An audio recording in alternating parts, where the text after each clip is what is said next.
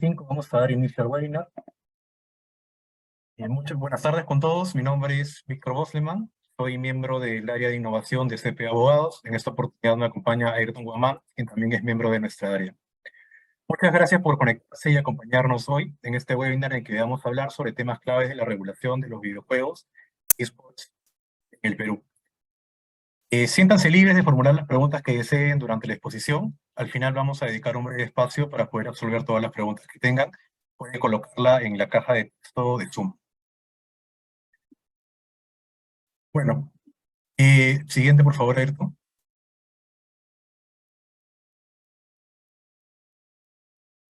Bueno, antes de iniciar una breve reseña sobre CP Abogados, somos una firma de abogados full service que cuenta con más de 20 años de experiencia brindando un servicio integral, asesoría legal a empresas nacionales y extranjeras. Como pueden ver, formamos parte de diferentes alianzas estratégicas a nivel internacional, lo que nos permite asesorar integralmente a nuestros clientes en sus operaciones en Perú como también en el extranjero. Siguiente, por favor, Ayrton. ¿Cómo brindamos nuestros servicios? Nos contamos con abogados con muy amplia experiencia trabajando en empresas de muy bien los temas de interés y preocupaciones principales de nuestros clientes. En ese sentido, somos sus aliados estratégicos con metodologías ágiles y les ofrecemos productos innovadores que se adecuan y personalizan a cada uno de nuestros clientes. Siguiente, por favor. Específicamente, nuestra área de innovación se especializa en brindar servicios en materias como protección de datos personales, defensa y protección al consumidor, publicidad, competencia desleal, intelectual, libre competencia, regulación sanitaria. Siguiente, por favor. Estos servicios en esas diferentes materias y otros paquetes de servicios los ofrecemos a empresas de diferentes rubros y sectores, entre las cuales se encuentran, por supuesto, las empresas que pertenecen al rubro de esports y videojuegos, dándoles servicios integrales que se adecuan a sus necesidades y enfocándonos principalmente en el entorno digital, con la finalidad de que puedan operar de manera segura, sostenible, previniendo riesgos y garantizando el respeto a las normativas aplicables, de tal forma que puedan brindar así una mejor experiencia a sus usuarios. Siguiente, por favor. Realizando ya al tema central de este webinar, les comento que hemos dividido la presentación en 4 puntos principales. Primero, la relación entre las normas de propiedad intelectual y los videojuegos.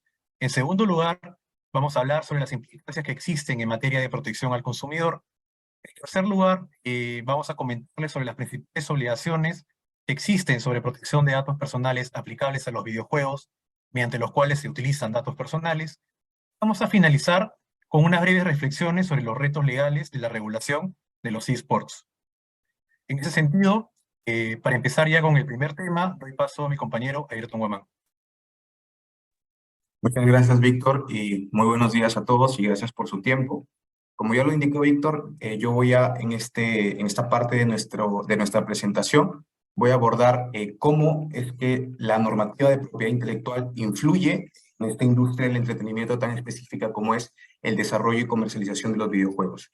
En primer lugar, vale la pena indicar que en el ordenamiento jurídico peruano no hay una definición acerca de qué es un videojuego. Sin embargo, nosotros podemos conceptualizarla como una obra compleja o una obra colectiva en la cual concurren diferentes elementos de la propiedad intelectual. Como ustedes podrán ver en su pantalla, estos son los derechos de autor, los signos distintivos y las invenciones y patentes, de las cuales vamos a hablar a continuación. Estos sectores del ordenamiento jurídico son bastante complejos, pero en esta presentación vamos a tomar especial énfasis en los puntos que se centran en materia de los videojuegos o que influyen directamente en materia de los videojuegos. En el caso de derechos de autor, más adelante lo vamos a aclarar mucho mejor, pero es importante tener en cuenta que se trata de software, un videojuego es un software y un programa de ordenador protegible por el derecho de autor, así como también los personajes, los videos, las obras musicales e incluso la historia del videojuego, en la medida en que sean originales, son protegibles por los derechos de autor. Asimismo, las empresas productoras o los publishers de los videojuegos deben tener en cuenta que es necesario registrar las marcas del videojuego como producto y así también se encargan del desarrollo de las consolas en las cuales se ejecutan estos, también es importante registrar el nombre de estas consolas ante el INDECOPI para obtener la protección en Perú. Y además, si es que utilizan signos distintivos dentro del desarrollo propio del videojuego, deben de contar con las autorizaciones correspondientes por parte de las empresas titulares de estos signos. Y finalmente, en cuanto a las invenciones y patentes, pues existen diferentes objetos o diferentes elementos que se encuentran relacionados propiamente con el videojuego, como son los mandos, las consolas o incluso estos lentes que ahora se utilizan para mejorar la experiencia de cara a la ejecución del videojuego, son protegibles por el sistema de patentes de invenciones y en el caso se trate de una estructura estética solamente de este elemento, puede ser protegible incluso por diseños industriales. Ahora empezaremos con las cuestiones referidas al derecho de autor, cómo influyen los videojuegos, pero antes es importante establecer algunas generalidades acerca de esta normativa para entender cómo es que se proyecta directamente en esta industria del entretenimiento de los videojuegos. En el caso de los derechos de autor existen dos tipos de derechos, los derechos morales y los derechos patrimoniales. Los derechos morales son el de paternidad, el de divulgación, el de integridad, y estos se caracterizan por ser imprescriptibles, inalienables y perpetuos, y siempre van a ser de titularidad de una persona natural, es decir, del autor. En cambio, los derechos patrimoniales sí se pueden ceder. Entonces, la estructura normalmente que ocurre en estas relaciones contractuales en el desarrollo de un videojuego es que los autores, los programadores o los diseñadores propios del videojuego ceden sus derechos patrimoniales al publisher o a la empresa gestora del videojuego de manera perpetua e ilimitada. Pero es importante tener en cuenta que estos siempre van a ser titulares de los derechos morales y por tanto deben ser respetados. Ahora bien, otras generalidades que también son importantes a anotar es que en el caso de las obras en materia de derechos de autor, no es necesario que estas sean registradas para contar con la debida protección, pero sí es recomendable hacerlo, registrarlas ante el INDECOPI para poder tener una fecha cierta de que la autoridad haya declarado que empieza su protección y además también para tener un reconocimiento de originalidad de la obra. Asimismo, las obras en el Perú reciben protección mundial, es decir, no es necesario que la obra haya sido ideada en el Perú para que reciba protección, solo basta con que sea original, aunque haya sido ideada en otro país, ¿no? Y finalmente, es importante tener en cuenta que el uso no autorizado de una obra es sancionable con una multa y además genera el derecho de pago de vengados por su titular, cual puede ser reclamado ante el INDECOPI. Ahora, como lo mencionaba anteriormente, esta es más o menos la estructura que hay en una relación comercial entre los autores y los productores para realizar un videojuego. Los autores siempre van a ser personas naturales que participan en la elaboración del videojuego, como los programadores, los músicos y los diseñadores gráficos. Y por su parte, los productores van a ser personas naturales o personas jurídicas, su mayoría son empresas, y coordinan y dirigen la elaboración del videojuego, así como quien las explota económicamente a través de su distribución o a través de su comercialización o reproducción. El caso de que exista una relación laboral o una relación de encargo, se entiende, la normativa lo establece así, que los autores ceden de manera perpetua y limitada al publisher o al productor del videojuego sus derechos patrimoniales. Pero es importante recordar, como dije anteriormente, que los derechos morales nunca serán cedidos, siempre le pertenecerán a las personas naturales.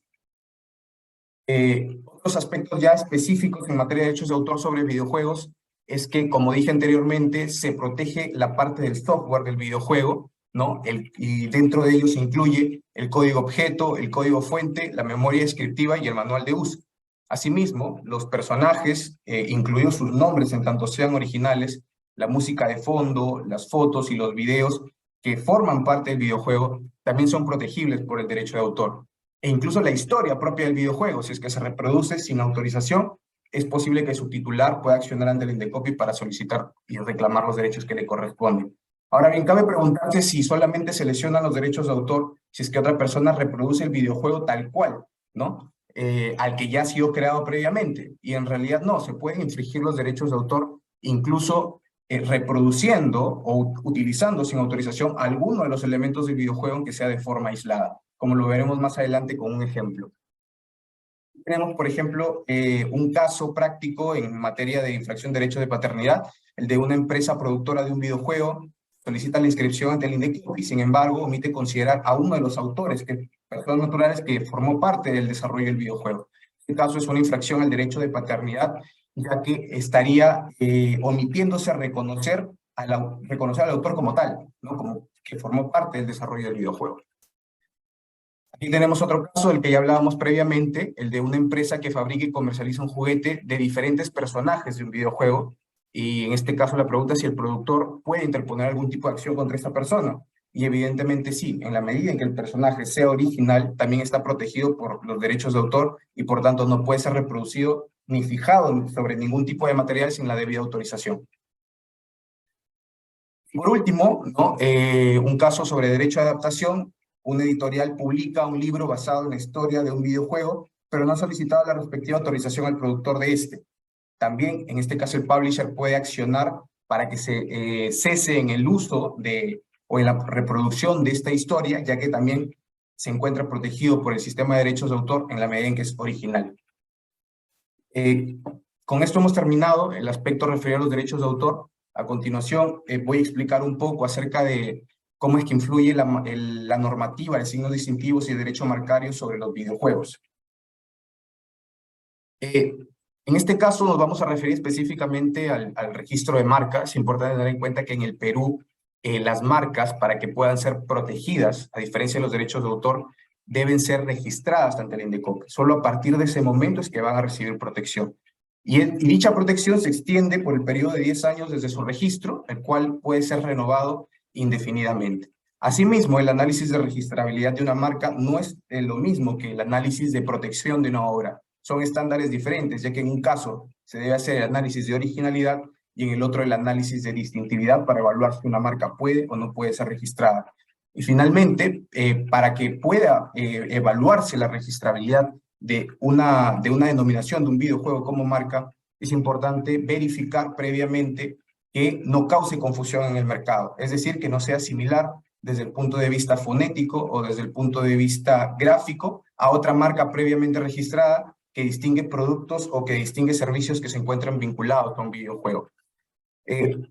Luego, cabe preguntarse lo siguiente, ¿no? Porque anteriormente habíamos visto que diferentes elementos de un videojuego se encuentran protegidos por los derechos de autor.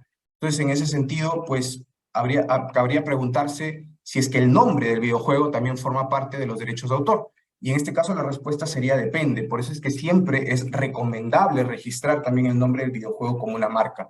¿Por qué? Porque si en este caso el nombre del videojuego es un nombre que no es original, no estará protegido por los derechos de autor y por tanto, o tercero, podría solicitar su registro en la clase correspondiente a videojuego o en la clase o a un servicio vinculado a este y poder obstaculizar así la comercialización del videojuego. Como podrán ver aquí en un ejemplo práctico, ¿no? La empresa Sony tiene registrada la marca denominativa God of War en la clase 9 para distinguir videojuegos. En este caso, God of War, su traducción en español es Dios de la Guerra. Se trata de una denominación que no es original y por tanto no protegible por los derechos de autor. Por eso es que si esta empresa no hubiera registrado esta denominación ante el INDECOPI como marca, otro tercero, una persona natural, una persona jurídica, no hubiera podido obstaculizar su comercialización en caso se lo hubiera adelantado con algún registro. Ahora, una pregunta importante a hacer, porque es bastante común que dentro de un videojuego se empleen signos distintivos de otras empresas, si es que es necesario pedir el permiso correspondiente a dicha empresa titular de la marca. Y la respuesta es sí. Para poder evitar cualquier tipo de contingencia legal con estas empresas que son titulares también de sus signos distintivos, si las queremos incorporar en el videojuego o utilizarlas, se debe tener las licencias y los permisos correspondientes a fin de evitar cualquier acción. Ahora pasaremos a explicar un poco en materia de invenciones y patentes de cómo influyen en el desarrollo de los videojuegos y en los objetos que se encuentran vinculados a estos. Dentro del Perú, en la clasificación de invenciones, pues tenemos a la patente de invención, a los modelos de utilidad y a los diseños industriales, cada uno con sus particulares características. En general, por ejemplo, se puede registrar como patente un producto o un procedimiento en materia de un videojuego que sea novedoso, además que posea nivel inventivo y que sea de aplicación industrial. A diferencia de las marcas, las patentes en el Perú reciben una protección por un periodo de 20 años y este periodo no es renovable, ¿no? A partir de que se caduca dicho plazo, la patente puede ser utilizada por cualquier agente económico. Asimismo, las nuevas formas de productos ya patentados pueden ser protegidos mediante modelos de utilidad en caso de haber una mejora técnica en su funcionalidad. y en caso se modifique una apariencia estética de, por ejemplo, un mando, por ejemplo, de una consola, podría ser registrado como un diseño industrial. Pero a diferencia de las patentes, estos dos elementos, el modelo industrial y el diseño, solamente reciben protección por un periodo de 10 años aquí en el Perú, los cuales tampoco son renovables. Y tenemos algunos ejemplos prácticos, por ejemplo, de patentes que han sido registradas y cuya protección se ha reconocido. En el año 2020, Sony registró una patente de invención denominada Sistema y Método para generar inputs en el usuario, con la finalidad de que los jugadores puedan emplear cualquier objeto pasivo no luminoso como mando de PlayStation. Como podrán ver en el ejemplo, ahí se estaría utilizando como mando un plátano, ¿no? Para que se pueda maniobrar el juego. Y también aquí hay otro ejemplo de patente que la misma empresa registró entre las oficinas de marcas y patentes de Estados Unidos un nuevo diseño de un mando de PlayStation DualShock, agregándole como nueva funcionalidad una pantalla, ¿no? A ver, ahora hemos terminado con el aspecto de la propiedad intelectual en materia de videojuegos y ahora explicaré un poco lo referido a la normativa de protección al consumidor y cómo esta se aplica en los videojuegos en el en primer lugar, hay que mencionar que no existe una regulación dentro del código de una norma sectorial que se refiere específicamente a los videojuegos. Por eso es que el productor o el publisher debe tener en cuenta los especiales matices y la especialidad de esta industria para poder aplicar de manera correcta la normativa general que se encuentra regulada en el Código de Protección y Defensa del Consumidor y en las normas sectoriales. En general, y lo más importante que debe tener en cuenta son todos los puntos que pueden ver en pantalla, que establecer unas garantías de funcionamiento en cuanto al videojuego y el respeto al deber de idoneidad, unos términos y condiciones que no impliquen unas cláusulas abusivas que puedan tener pongan en una desventaja irrazonable al consumidor, y además también brindar la adecuada información sobre el videojuego, su funcionamiento y el sistema de compras en línea de recompensas de aplicar. Asimismo, esto va avanzando cada vez más en materia de protección, en materia de la protección a los menores de edad, en protección del consumidor y, como más adelante le explicará Víctor, en protección de datos personales. Se debe tener en cuenta que se está frente a un consumidor con características bastante concretas y cuyos derechos se deben de respetar aún más que tratándose de un consumidor mayor de edad. Y finalmente, si es que el videojuego, por ejemplo, se encuentra alojado en una plataforma a través de la cual es posible adquirirlo a partir de un pago, entonces en dicha plataforma debe establecerse un libro de reclamaciones virtual a partir del cual se le puede dar al consumidor la posibilidad de interponerle un reclamo, tal como lo establece la normativa peruana actualmente. Aquí hemos querido simplemente a forma de referencia indicar que en la Unión Europea, la regulación de los videojuegos está teniendo mucho más énfasis y mucho más, y se le está dando mucha más importancia, estableciendo un documento de carácter orientativo, en el cual se establece diferentes recomendaciones para regular los videojuegos, ¿no? Y alguna de estas es que la información relevante para todos los consumidores debe mostrarse antes de la compra del juego y antes de cada compra dentro del juego. Además, debe informarse previamente si el juego es pay to win, es decir, si es que es necesario realizar un tipo de pago para, por ejemplo, aumentar de nivel, aumentar la funcionalidad del juego, tener alguna ventaja sobre otros competidores, y los consumidores deben tener el derecho al reembolso en caso de que el juego sea defectuoso. Con ello he culminado con mi participación y ahora le doy el paso a mi colega Víctor. Muchas gracias, Ayrton. Bueno, antes de seguir con el siguiente tema, quisiera recordarles que son libres de poder formular las preguntas que deseen mientras se da la exposición. Al final vamos a tener un breve espacio para poder resolver todas las consultas que hayan colocado en la caja de texto. Bueno, siguiendo con el siguiente tema, en esta oportunidad voy a hablar sobre el régimen de protección de datos personales en los videojuegos. Ayrton, por favor, lo siguiente. Empezando, son los datos personales. Para la normativa peruana, datos personal es toda información sobre una persona natural, siempre hablamos de persona natural, no de empresas ni de personas jurídicas, que le identifica directamente o permite hacerla identificable a través del uso de herramientas o métodos razonables. Por ejemplo, los nombres y apellidos de una persona son claramente un dato personal porque la identifica directamente. Por otro lado, el teléfono, el DNI, la dirección de la persona, si utilizamos herramientas como por ejemplo puede ser un directorio o un programa, También permite llegar directamente a la identificación de la persona, por lo que también estamos hablando de datos personales. Lo mismo, por ejemplo, con datos bancarios, ubicación, geolocalización, la imagen, la dirección IP de donde se conecta una persona, entre otros ejemplos de datos personales. Siguiente, por favor. Entonces, tomando en cuenta ello, nos hacemos la pregunta, ¿se recopilan datos personales a través de videojuegos? Y la respuesta es claramente sí. En la gran mayoría de videojuegos actualmente, principalmente hablamos de videojuegos en línea, se recopilan diversos tipos de datos personales. Por ejemplo, en muchos videojuegos y también en las plataformas a través de las cuales se permite la descarga de videojuegos, la empresa responsable pone ante el usuario un formulario para que pueda completar con determinada información y así crearse una cuenta que es requerida para poder utilizar el videojuego. En este formulario, para crear la cuenta, solicitan datos como nombres, apellidos del usuario, la edad, su correo electrónico y también muchas veces se permite la sincronización de redes sociales, que también vienen a ser el perfil de la red social, claramente un dato personal del usuario. Ahora, también se recopilan otros tipos de datos personales a través de videojuegos. Por ejemplo, el conocido videojuego Pokémon Go podía acceder directamente a la geolocalización del celular del usuario y a su ubicación en vivo, porque justamente se hacía uso de esto para poder jugar este videojuego. También existen muchos videojuegos que tienen dentro de este videojuego una tienda virtual, a través de la cual el usuario, pues con su dinero real, puede comprar determinadas mejoras dentro del videojuego, como pueden ser elementos, armaduras y otro tipo de mejoras, digamos, para sus personajes, y para ello claramente también tienen que facilitar en esta tienda virtual sus datos bancarios, como pueden ser datos de tarjeta de crédito o tarjeta de débito para hacer el pago.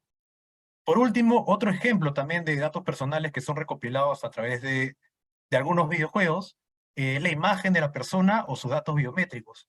Porque también existen videojuegos eh, que pueden acceder o que solicitan el acceso a imágenes o fotos de la persona para poder generar un avatar dentro del videojuego que se asemeje lo más posible al usuario que está usando este avatar, por ejemplo. Siguiente, por favor. Entonces, tomando en cuenta ello, ¿cuál es el régimen de protección de datos personales en videojuegos en Perú? ¿Cuáles son las obligaciones que deben cumplir?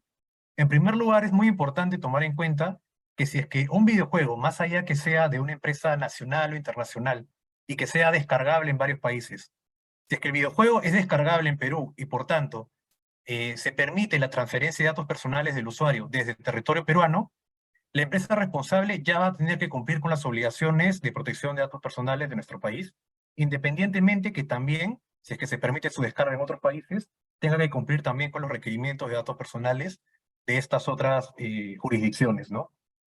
Entonces, ya aterrizando en nuestro país, ¿cuáles son algunas de las principales obligaciones que debe cumplir toda empresa responsable de un videojuego mediante el cual se utilicen datos personales?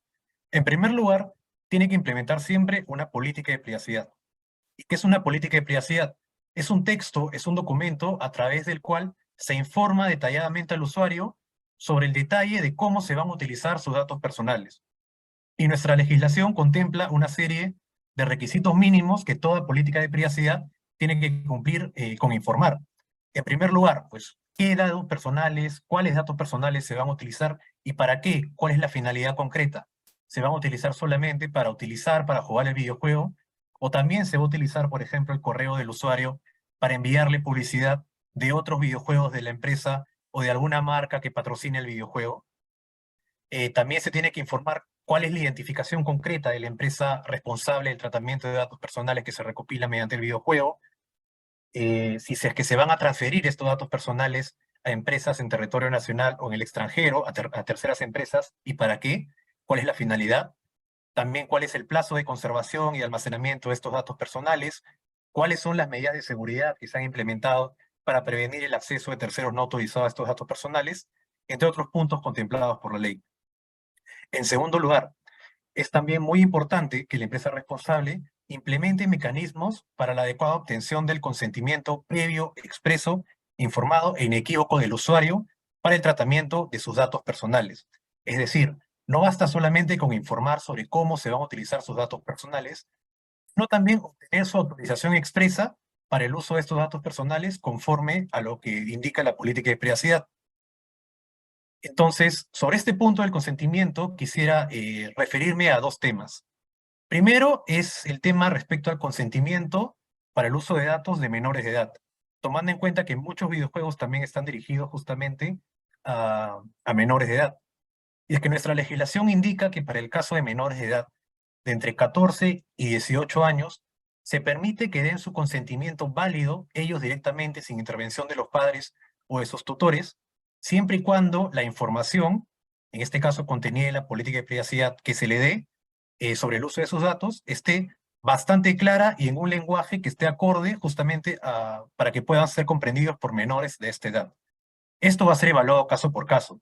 Si estamos ante un caso en el cual un menor de edad entre 14 y 18 años consiente el uso de sus datos, pero se determina que la política de privacidad que se facilitó no estaba en un lenguaje que la autoridad de datos personales considere comprensible para menores de esta edad, simplemente se va a considerar que no dio su consentimiento válido y esto va a ser una infracción pasible de multa. En segundo lugar, también sobre el tema del consentimiento, ¿qué sucede para menores de 14 años de edad? Para el caso de menores de 14 años de edad, simplemente se considera que el consentimiento que ellos den no es válido si es que no media primero una autorización de sus padres de familia o tutores. En este caso, si se determina que se están utilizando los datos a partir del consentimiento de un menor de 14 años de edad, sin que sus padres lo hayan autorizado, se va a considerar simplemente que no ha habido consentimiento para el uso de datos y también vamos a estar ante una infracción. Por último, también sobre el tema de consentimiento, es importante comentar que si es que los datos personales se van a utilizar para fines distintos, fines adicionales, al solo uso del videojuego, que sería un fin necesario, también se va a tener que solicitar el consentimiento expreso para el uso de estos datos personales. Por ejemplo, ¿cuál es una finalidad adicional? Como comentaba anteriormente, si se usa el correo que ha dado el usuario, para enviar publicidad, ¿no? De otros videojuegos de la empresa, una promoción, ha salido tal videojuego, o de marcas que patrocinen el videojuego, incluso la misma empresa. Si es que se usan sus datos para fines adicionales, no va a bastar solamente con que dé el consentimiento sobre la política de privacidad y para el uso de sus datos para el videojuego, sino también estamos hablando de un segundo consentimiento expreso que tiene que hacerse para estos fines adicionales específicos. Siguiente, por favor. Otra obligación también que tienen que cumplir las empresas responsables de los videojuegos a través de los cuales se utilicen datos personales es, por supuesto, implementar también medidas adecuadas de seguridad que permitan contar con un nivel adecuado de seguridad de tal forma que se pueda prevenir, por ejemplo, fugas de datos o el acceso de terceros no autorizados ajenos a la empresa y que no haya consentido el titular a estos datos personales. Por ejemplo, estas medidas pueden ser de carácter tanto legal como organizativas o también de carácter técnico. Por ejemplo, una medida recomendada es siempre contar con controles de acceso, es decir, que solamente ciertas personas de la empresa puedan acceder a estos datos personales y para asegurar que esto se dé así, debe crearse un sistema de usuarios y contraseñas de validación. Tiene que también generarse, es recomendable, protocolos o manuales de un correcto almacenamiento de los datos personales, copias de respaldo de datos personales, entre otras medidas que pueden tomarse. Por último, también otra obligación importante a mencionar que se da en territorio peruano a raíz de la normativa peruana es que toda empresa responsable del tratamiento de datos personales tiene la obligación de registrar todos los datos personales que administre, los cuales se clasifican en función a su finalidad. Por ejemplo, si estamos hablando de una empresa responsable de un videojuego que recopila datos personales de los usuarios de videojuego en territorio peruano, va a tener que registrar ante la autoridad de datos personales su banco de datos personales de usuarios del videojuego. Pero si esta misma empresa también en territorio peruano, por ejemplo, recopila datos personales de sus trabajadores aquí en Perú, va a tener que registrar un banco de datos personales de trabajadores. Lo mismo, si recopila datos personales de sus proveedores, igualmente un banco de datos personales de proveedores. Siguiente, por favor. Entonces, para poder ejemplificar, ¿no? Lo que estaba comentando, me gustaría traer a colación un ejemplo que se dio en Estados Unidos hace apenas menos de un mes y que en lo que respecta específicamente al consentimiento, tiene disposiciones bastante similares a Perú, como vamos a ver. En junio del 2023, no muy recientemente, la conocida empresa de tecnología Microsoft fue multada por la Comisión Federal de Comercio de Estados Unidos con una multa de 20 millones, porque se determinó que había recabado datos personales de niños menores de 13 años de edad, en Perú es 14 años, recordemos, entre los años 2015 y 2020 a través de su consola de videojuegos Xbox, sin que haya requerido la autorización previa de los padres de familia y o tutores de los menores de edad. Tranquilamente puede suceder lo mismo en Perú porque la regulación es bastante similar en este aspecto concreto en la normativa peruana. Entonces, en este caso específico, Microsoft anunció que no iba a apelar esta decisión e iba a implementar mecanismos necesarios para, de alguna forma, poder garantizar que intervengan los padres de familia antes de que el menor pueda dar su consentimiento y lo autoricen así expresamente. Siguiente, por favor. Entonces ahora vamos a pasar a hablar sobre el último tema de esta exposición, que vienen a hacer algunas reflexiones sobre aspectos legales a tomar en cuenta en los esports. Siguiente, por favor. Entonces, comencemos definiendo, ¿no? ¿Qué son los esports?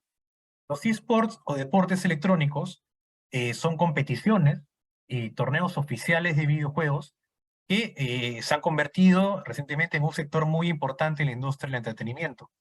Entonces, estamos hablando de videojuegos, ¿no? Como lo hemos venido analizando a través de esta presentación, pero ya aplicados a un entorno, a un ecosistema competitivo en donde van a intervenir muchos más actores. Y es importante primero también comentar, ¿no? Que esta idea de una competencia de videojuegos ha evolucionado y ha cambiado mucho a través de los últimos años. Por ejemplo, hace 20 años, una idea clásica que se tenía de un torneo de videojuegos era pues que una empresa con experiencia en la organización de eventos, entretenimiento, eventos deportivos, obtenía la licencia del publisher, ¿no? De la empresa gestora titular de los derechos de un videojuego y organizaba un campeonato presencial, vendía entradas, las personas interesadas compraban entradas, asistían al evento. Y en este evento competían pues los mejores jugadores del videojuego para finalmente obtener un premio que en su mayoría era económico. Pero esta idea tradicional ha evolucionado mucho y se ha complejizado mucho, ¿no? A través de los últimos años, principalmente por varios factores, entre uno de ellos la llegada de las plataformas y servicios de streaming por Internet, que han masificado por completo la llegada de estos torneos a usuarios, espectadores, por mucho, y también ha multiplicado bastante las ganancias que se generan dentro de esta industria. Entonces, tomando en cuenta ello, ¿cómo funciona actualmente, ¿no? Los sistemas de eSports, tomando en cuenta todo este avance, esta evolución que ha habido? Bueno, ahora quizás el principal cambio es que las mismas casas titulares, las mismas empresas, publishers, titulares de derechos sobre los videojuegos, son las que se encargan, las que toman la iniciativa de generar, de organizar todo un sistema profesional, oficial, organizado, de competencias y torneos de sus propios videojuegos. Es decir, ya no solamente se preocupan por desarrollar, por publicar un videojuego, por distribuirlo y comercializarlo, sino también por crear todo este sistema de competencias que sea atractivo tanto para los jugadores profesionales y los clubes que van a competir dentro de este sistema, como también para los usuarios y consumidores del videojuego que van a asistir a estas competencias a nivel presencial o también a nivel virtual, ¿no? Em, ¿Y cuál es, por ejemplo, un ejemplo, ¿no? De estos nuevos sistemas de eSport que se dan actualmente? En la gran mayoría de videojuegos más conocidos en la actualidad, se establece un sistema de ligas regionales. ¿Cómo es esto? La empresa responsable del videojuego, en colaboración con diversas empresas gestoras de torneos en diversas partes del mundo, organiza sistemas de ligas en cada región. Por ejemplo, una liga del videojuego en Latinoamérica, una liga en Europa, una liga en Asia, otra liga en África y así. Y dentro de cada liga hay todo un sistema complejo de competencias en la que participan clubes que a su vez contratan a jugadores profesionales con un salario, que a su vez están patrocinados por empresas, por marcas que financian su participación con dinero, con instalaciones, con herramientas para que puedan competir. Y estos clubes compiten entre sí en esos torneos regionales, en partidas que son visualizadas por miles, millones de personas por internet, y también presencialmente en estadios, en teatros, donde la gente compra una entrada para poder asistir y ver en vivo estas partidas. Cuando finalizan esos torneos regionales, digamos, el campeón, el ganador de cada liga regional, asiste en la gran mayoría de modelos de videojuegos más conocidos a una especie de torneo mundial final, ¿no? Del videojuego que se da a nivel internacional y que es mayormente el evento que más ingresos recauda y más audiencia capta, ¿no? Del videojuego al final de cada año. Entonces, tomando en cuenta este sistema, ¿no? complejo que es de eSports actualmente, coexisten muchos actores diferentes. Está la empresa desarrolladora del videojuego, está el publisher, la empresa titular de los derechos sobre el videojuego. A veces coinciden, a veces son empresas distintas, tomando en cuenta lo que comentaba mi colega Ayrton al inicio de la presentación. Coexisten también empresas gestoras de torneos, empresas que se encargan de producir eventos de entretenimiento y eventos deportivos, ¿no? Que ayudan, que coadyuvan a estas empresas titulares de los derechos de los videojuegos. Tenemos, por supuesto, a los equipos competitivos, que a su vez contratan a jugadores profesionales, al público espectador, tanto a nivel virtual como presencial, y también a las empresas patrocinadoras, que auspician tanto a los equipos, como a los jugadores, como a los torneos en sí, por supuesto. Siguiente, por favor. Ahora, para graficar el impacto, la evolución que tiene esta industria actualmente, traigo a colación dos ejemplos, ¿no? Primero, el torneo The International, que es el evento final de carácter mundial, ¿no? Del videojuego Dota 2. En el año 2021 batió un récord al otorgar un premio económico de más de 35 millones de dólares al equipo que resultó ganador de la competencia. Otro ejemplo que tenemos es del videojuego también bastante conocido League of Legends, que en el año 2021 también, la partida final de su evento también mundial internacional, tuvo un pico, un récord de 73 millones de espectadores, considerando tanto las personas que visualizaron esta partida a través de plataformas de streaming por internet, como las empresas que pagaron una entrada y asistieron al evento que se dio en un estadio para una capacidad mayor de 50.000 personas. Entonces, siguiente, por favor. Tomando en cuenta ya todo este sistema complejo escrito, cabe preguntarnos, ¿cómo se regulan los eSports, no? Lo cierto es que en la gran mayoría de países en el mundo, salvo algunas excepciones que vamos a mencionar después, los eSports no están regulados de manera específica. Es decir, eso también lo adelantaba Ayrton, no está contemplada una ley o un reglamento de eSports tal cual, ¿no? Sin embargo, esto no quiere decir que los eSports estén completamente desregulados. Todo lo contrario, cada actividad o cada relación que se enmarca dentro de los eSports se encuentra sujeta al cumplimiento de otras normas generales ya existentes de acuerdo a su materia. Por ejemplo, tenemos este cuadro, ¿no? que nos ayuda bastante a graficarlo. Las normas de propiedad intelectual van a entrar a regir cuando hablemos de cuestiones sobre los derechos de autor del videojuego, en quién recaen estos derechos, las licencias de uso de marcas que se den del videojuego, los contratos de patrocinio y auspicio que se den sobre los equipos, sobre el torneo. Las normas de competencia desleal van a entrar a regir y van a regular las relaciones que se den entre los equipos profesionales que compiten en cada torneo. Por otro lado, las personas que compren su entrada para asistir y ver los torneos van a estar protegidos por normas de protección al consumidor. El mismo caso en cuanto a normas de derecho laboral para proteger a los jugadores profesionales que son contratados por equipos para competir en su nombre. Y así podemos tener bastantes ejemplos, ¿no? Ahora, todo esto hay que sumar también cada sistema de competencias de cada videojuego en particular, al menos en los videojuegos más conocidos, también han desarrollado reglas y normas propias, códigos de conducta que se aplican en sus propias competencias. Por lo que podemos hablar también de que coexisten diversos sistemas de autorregulación que confluyen con la aplicación ya de estas normas tradicionales. Este complejo sistema de los eSports. Siguiente, por favor. En ese sentido, y tomando en cuenta todo este panorama descrito, ¿no? Cabe preguntarse, ¿realmente es necesario regular los eSports de manera expresa y de manera específica? O incluso darle un reconocimiento quizás como deporte tradicional. Creemos que sea cual sea el caso, al momento de responder esta pregunta, es importante siempre tomar en cuenta las particularidades bastante resaltantes que tienen los eSports. Por ejemplo, deportes tradicionales como fútbol, como básquet, como tenis, son cada uno deportes en sí, ¿no? Con sus propias reglas de juego. Sin embargo, los eSports no podemos decir que son un deporte en sí que contenga las reglas unitarias propias de juego que se le apliquen, porque justamente está compuesto de un sinnúmero de distintos videojuegos que cada uno contiene su propio microsistema con reglas distintas, tanto para el videojuego como para las competencias de videojuego en sí, como hemos visto. Por lo que estas diferencias podrían dificultar quizás la aplicación de una norma que pretenda abarcar todos los eSports de manera general. Por otro lado, los esports se encuentran estrechamente vinculados también la tecnología, su avance muy dinámico y muy rápido, por lo que claramente cualquier intento de regularlo en base a un estado actual de la tecnología va a correr el riesgo de quedar desfasado rápidamente. Por último, también hay que tomar en cuenta que los deportes tradicionales no son propiedad de un privado.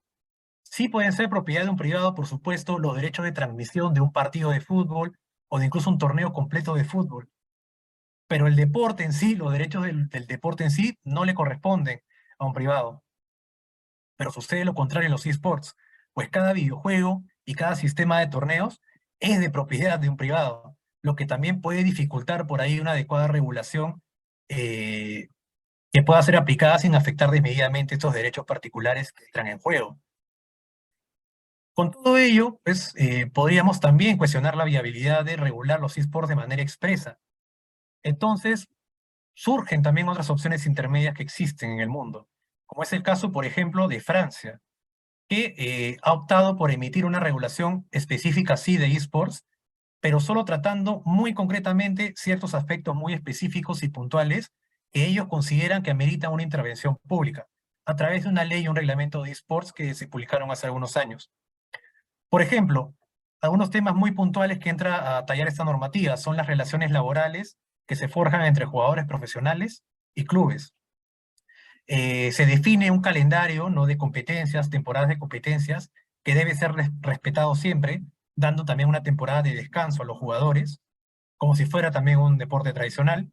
Se establece también, por otro lado, la obligación que las empresas declaren ante una oficina del Estado cada vez que se va a organizar algún torneo de esports virtual o presencial, entre otros aspectos puntuales, considerando que ya otras normas tradicionales, podemos decirlo, del derecho, van a entrar a regir todas las otras cuestiones que ameriten sobre los esports. Sin embargo, incluso es importante contarles que actualmente ya están surgiendo algunas opiniones que indican que estas normas tan concretas y específicas que se dan, por ejemplo, en Francia, ya están quedando desfasadas ante el dinamismo de los esports, por lo que podemos concluir que cualquier intento de regular los esports de manera específica, sea en cualquiera de los métodos mencionados, debe estar siempre sujeto a una rápida y a una constante actualización. Siguiente, por favor. Entonces, ya habiendo finalizado los 4 puntos centrales de esta exposición, hemos solamente mencionarles algunas cuestiones, unas consideraciones finales, y ya posteriormente pasaremos a absolver las preguntas que han podido formular, ¿no? En primer lugar, el videojuego es una obra compleja, compuesta por distintos elementos protegibles por el régimen de derechos de autor, que se pueden proteger como un todo, como una obra compleja, o incluso también de forma independiente. Los derechos morales de videojuego siempre van a ser de titularidad de todo el equipo de personas naturales que participan en su creación, mientras que los derechos patrimoniales son cedidos, como hemos visto, se presume su cesión, al productor del videojuego. En segundo lugar, hemos visto que no hay una norma específica que regule los esports, los videojuegos, perdón, desde el punto de vista del derecho de protección al consumidor. Por ello, de acuerdo al régimen general, que igual es aplicable, las empresas productoras del videojuego deben velar por el cumplimiento del deber de idoneidad, por ejemplo, en la regulación peruana, e información de los consumidores, estableciendo garantías y términos y condiciones razonables. Actualmente, en tercer lugar, resulta común, como hemos visto, se recopilen y se realice tratamiento de datos personales a través de muchos videojuegos. Entonces, de ser este el caso, la empresa responsable debe cumplir siempre con las disposiciones normativas de protección de datos personales. Y por último, hemos visto que las particularidades de la industria de los videojuegos y su dinamismo complican la viabilidad de imponer una regulación específica del sector de esports, ¿no? Que de por sí hay que tomar en cuenta que ya debe cumplir con los diversos marcos normativos aplicables a cada una de sus actividades. Muchas gracias por su atención. Este es nuestro equipo. Agradecemos su participación, su presencia en el webinar. Bueno, pasamos a responder las preguntas que hayan podido formular. Ayrton, tenemos una primera pregunta. ¿Podemos registrar los personajes, música o software del videojuego en conjunto o debe ser siempre por separado? Muchas gracias por la pregunta. En realidad, cada uno de estos elementos, como hemos dicho, son protegidos independientemente de si están registrados o no, pero si se quiere lograr un reconocimiento por parte del INDECOPI a través de un registro, deberían ser solicitados de manera independiente, ya que no existe algo, o sea, no existe una obra específica denominada videojuego. La denominación obra compleja es más desde el punto de vista doctrinal y por tanto se tendría que solicitar el registro como software y además también los personajes como obras artísticas y la música de fondo y tal como una obra musical. Así es. Perfecto, gracias. Otra consulta, ¿se pueden registrar los personajes del videojuego como marca? Eh, sí, por supuesto. Es muy importante tomar en cuenta que el registro de las marcas siempre está sujeto a productos o servicios determinados, ¿no? Entonces, en este caso, si se planea proteger como marca el nombre, por ejemplo, de un personaje, debe protegerse en función de un producto o servicio específico. Como por ejemplo, puede ser el caso de software, ¿no? Programas de ordenador o videojuegos. Esto va a permitir prohibir, ¿no? E impedir que otra empresa del rubro pueda desarrollar y pueda comercializar un videojuego que tenga este nombre de este personaje en específico. Ahora, si se planea explotar también el nombre de este personaje para distinguir, por ejemplo, merchandising, no cualquier otro tipo de productos que estén vinculados al videojuego y al personaje, por supuesto que también se puede registrar su nombre como marca, y de hecho es lo que recomendaríamos hacer. Ejemplo, Nintendo tiene registrado el nombre Pikachu, que es un personaje de su videojuego de Pokémon, para distinguir tanto software como productos, como juguetes, incluso comidas, merchandising, entre otros. Em, ok, ¿qué acción puedo tomar si no se respetan mis derechos sobre mis datos personales en un videojuego? Es la autoridad a la que debo recurrir. Ok, en este caso, las personas naturales tienen derechos conocidos como derechos ARCO, ¿no? Derechos de acceso, de cancelación, de rectificación y oposición de sus datos personales, cual sea la empresa que administre sus datos personales. En este caso, lo que contempla la ley, debe hacerse una solicitud a la empresa, una solicitud de ejercicio de estos derechos, si deseo que cambien mis datos, que cancelen, que dejen de utilizar mis datos personales, y si es que no estoy conforme con la respuesta que me den o no acceden a mi solicitud, puedo acudir con una reclamación a la Autoridad de Datos Personales, en el caso del Perú, del Ministerio de Justicia y Derechos Humanos, o también puedo denunciar directamente si considero que se ha cometido una infracción a la ley, ¿no? Por último, Ayrton, ¿cuál es la autoridad competente para denunciar una infracción a mis derechos en una competencia de esports? Muchas gracias, Víctor. Bueno, ahí dependería del tipo de infracción que se ha cometido. Como hemos dicho, en este caso concurren diferentes tipos de normas aplicables de materia laboral, mercantil, materia de propiedad intelectual y competencia desleal. Por tanto, de acuerdo al caso concreto y dependiendo del tipo de infracción de derecho que se haya cometido, se tendrá que recurrir a la autoridad competente. Si se trata de una infracción, por ejemplo, de alguna marca, se tendrá que recurrir al INDECOPI, a la Comisión de Signos Distintivos. Si se trata de algún acto que afecte la buena fe en el mercado en materia de competencia desleal, se tendrá que recurrir también al INDECOPI, pero a la Comisión de Fiscalización de Competencia Desleal, y así de acuerdo al caso concreto y a la evaluación que se haga. Perfecto, muchas gracias.